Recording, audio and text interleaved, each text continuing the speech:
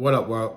Welcome to episode 104 of the Blunt Talk Sports Podcast, MLB opening day, opening week edition episode. I thank you guys as always watching. Like, share, and subscribe. It helps the channel.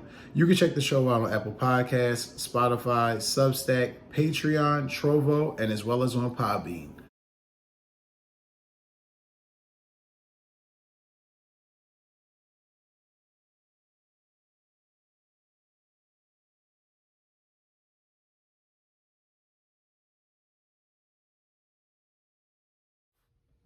Looking to get out this weekend, looking to take your spouse out, have a great time with some friends, then look no further than the number one leading ticket seller and reseller in the world, StubHub.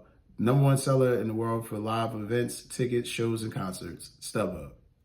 I thank you guys, as always, for plugging in and staying tuned. This episode is going to be based on Major League Baseball. Now, for those of you that don't know, I am a diehard New York Yankees fan. I love baseball. I've watched baseball since I was 3 years old. I didn't get a chance to do this last year.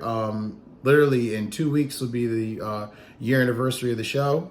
Definitely fucking excited about that. And again, thank you for you guys making this even possible. It's been a year.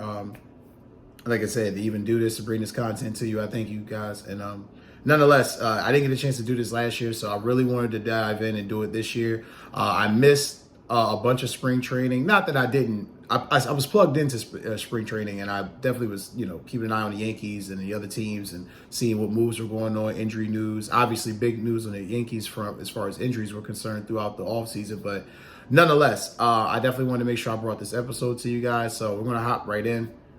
And of course, like I said, we're going to chronologize as much as possible as I can in this episode. It's not going to be a real long episode because being that baseball is 162 games, I'm going to do podcasts, periodic episodes on baseball, chronologizing a bunch of stuff at once. But being that it's opening day and we're only like 4 games in, I just want to touch on the initial wave of what's happened and things to definitely speak on.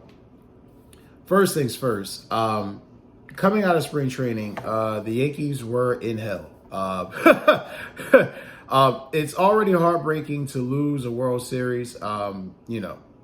I was devastated watching that Game 5, watching that team choke. It sucked. Wasn't anything exciting to watch if you're a diehard fan. If you hate the Yankees or you're a Dodgers fan, you loved it. But being a Yankees fan, it just was nuclear bomb. But anyway, heartbreaking watching it, and you definitely knew that they were going to come in with a plan of attack, a fire lit under their ass, and some motivation to try to get back and to get some justice for what happened last year. But they had a lot of burning questions coming into the offseason. First one, and I think, prior to Garrett Cole's injury, and I'll touch on that shortly, but prior to Garrett Cole's injury, I think the number one dominant question was who was going to be at third base. Garrett Cole's injury, what are we going to do there? What's going on with Marcus Stroman? Who's going to be the backup catcher? What's going to be this team's identity? Offense. I mean, it was just so many questions. I felt like the Yankees really did the right thing by going into free agency and spending properly. They didn't get into their ego. They didn't allow over-evaluation or over-analyze the situation, allow analytics to really play a major factor into it. They really went into it with a comprehensive plan, a plan A, B, and C. So I give the Yankees credit for that. Losing Juan Soto was devastating. Losing to the Mets, don't get me wrong, that shit sucked. But at the same time, I know that the Mets, literally are the walking epitome of mediocrity. No one, if you leave the Yankees or you leave a successful team and go to the Mets, chances are you're not going to be as successful as you once were. So I couldn't sweat it too much, heartbreaking as it was. But these burning questions persisted throughout the offseason. And throughout the first 4 games, I think the Yankees have been able to answer them. But I must touch on Garrett Cole's Tommy John surgery. Devastating fucking blow. I thought Garrett Cole had a year last year where he legitimized why he got the contract that he got. He played a little bit of chicken with the Yankees this offseason, got the extension, and then, of course, came into camp, started pitching, felt a little, twinge in the elbow. And we all get a little nervous when you hear about the twinge in the elbow. And lo and behold, it was Tommy John surgery that he needed, which put him out for the year. So, lo and behold, let's just hope that he heals up well. We'll get him back for next year, and he'll be stronger than ever. but definitely devastating. On top of Giancarlo Stanton having elbow tendonitis, and now Aaron Boone did report 2 days ago that there's a great chance that Giancarlo Stanton's going to be joining the team soon. They're not putting a definite timeline on it, but he's feeling better, so that's great. They're off to a 4-0 start. So what essentially was it that really helped get the Yankees into this point to the beginning, opening part of the season? Well, one, they settled the third base question. They've been shifting between Oswaldo Cabrera and Jazz Chisholm. I like Chisholm a lot from the Marlins. Like I said, they got him last year in the trade. I like Jazz a lot. He's been one of the powerful bats for the team this year so far at the start of the young start of the season. Marcus Stroman, I swore he was going to be traded at some point. It's still early. He has played so far in one game. ERA was around 4.53, so it was a little high, but his whip was around 1.27. He had a couple strikeouts. Looked the part. It looks like he came in prepared. So we'll see how that plays out. As far as backup catcher, you had Ben Rice coming in. So we all were excited. If you're a Yankees fan, we all were kind of excited to see how Ben Rice is going to play. He just hit his first home run over the weekend against the Brewers, so that was definitely fantastic to see. The offense is still the team's identity. I think that's very clear to see. Once they get Stanton back and they get some of these guys back healthy in the pitcher rotation, it'll be definitely interesting to see how this lineup, or how strong this lineup could potentially be. And the torpedo bats. I think the biggest outrage in baseball right now is, people are pissed off about the torpedo bats. Let's just be fucking honest. The only reason why people are pissed off is because the Yankees thought of it and other teams didn't. Ingenious, you got a short right field porch, you got hitters. This is just insanity. And hopefully it lasts throughout the season. Hopefully it's something that they can galvanize around and really utilize and make a strength, because I definitely think that's something a lot of teams will incorporate, but more importantly, with the way that team is constructed and the way that field is constructed, I mean, the Yankees will be hitting home runs all season with those bats. So, definitely exciting times right now. They had a great home run bonanza. He hit 15 home runs on opening weekend, which I think might have been a record by one team. I like how the offenses look so far, but the pitching, still a lot to be desired. I liked how Carlos Rodon came out in his first start. Again, you don't have Schmidt. You don't have Luis Gil. He's going to be out for a while, too. That's another one that's out with injury. You're missing a lot of guys. So you're going to have to really just,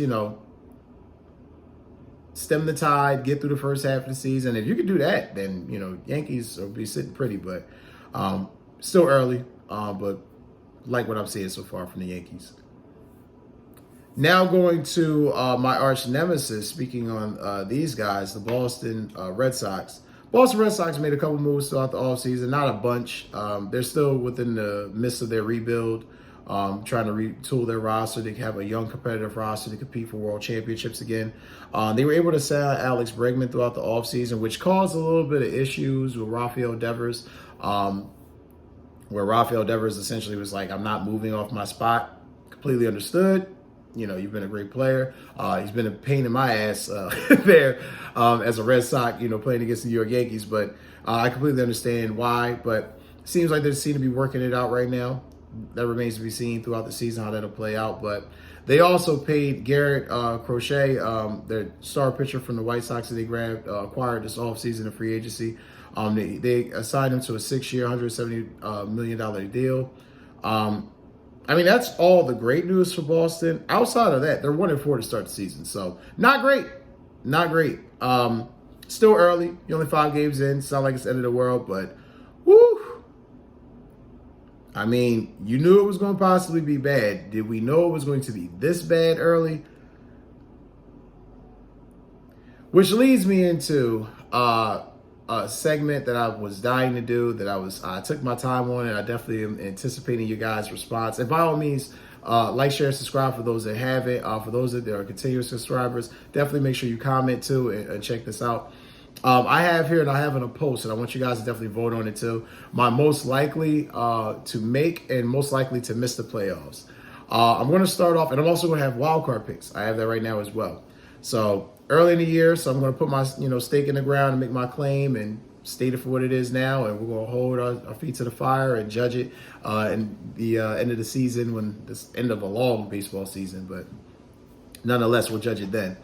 Going into most likely to make the playoffs, definitely the Dodgers. I think that's fucking automatic.